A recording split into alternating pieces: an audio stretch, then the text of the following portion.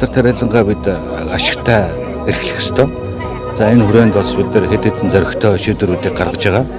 За түүний нэг нь одоо газар тариалангийн бус нутгаа хашаажуулах ажлыг бол одоо салбарын яам эхлүүлээд байна.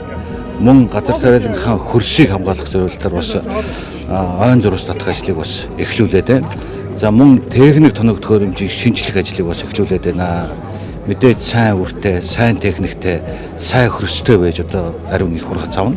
За энэ зорилтын хүрээнд бол бид нар газар тариалангийнхаа компаниудын техник төхөөрөмжийг шинжлэх ажлыг зохион байгуулж байгаа юм. За түүний нэг нь одоо энэ Оросын холбооны улсаас одоо нэн хөнгөлөлтөөр нөхцлөө зөөлөөр авж байгаа. За энэ жил бас манай газар тариалангийнхан бол зоригтой хөдөлсөн.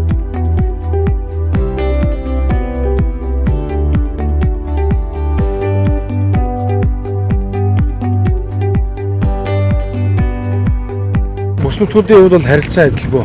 Урд сураалт бол тэгээд яг одоо урд сураалтын ажил чигдэр чиглэх хугацаа бол 9 сарын эхний 7 хоногт бол чигдэрдэг. За урьдчилаад 8 сарын сүүлийн 7 хоногт бас орох газрууд ч байгаа. Зүгээр хураах техникийн хүчин чадлын хувьд бол бид нэр ямар ч байсан технологийн хугацаанд хураагаад авчих хүчин чадалтай техник биднэрт бол нөөц болцоо байгаа. Дээрээс нь бас техникийн шинжил хийж байгаа. Энэ Оросын холбооны улсын хөгжлийн банкны санхүүжилтээр бид нар бас ямар ч байсан өтрөмийн машины техник шинжилтийг хийж байна. Дээрээс нь хураалтын техник дээр бас тодорхой хэмжээний шинжилтийг хийж байна. Энэ нь бол одоо бид нар технологийн хугацаанд бүрэн хурааж авах ийм нөхцөл болцоог л бүрдүүлж ирэх гэсэн үг. Урд сураалтын техник бол өндөр хүчин чадалтай олон байж цагдгийн болоод бид нар тариагаа 14-өөс 20 хоногт хураах ийм болцоотой болмоор байна. Одоохондоо тариалчдын эдийн засгийн нөхцөл байдал, улсын эдийн засгийн нөхцөл байдлуудад бага байгаас чадахгүй байна.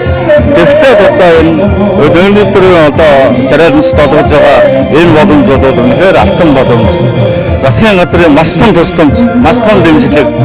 Энэ боломжийг болоод одоо тариалчдын ашиглаж байгаа дэх баяртай байна.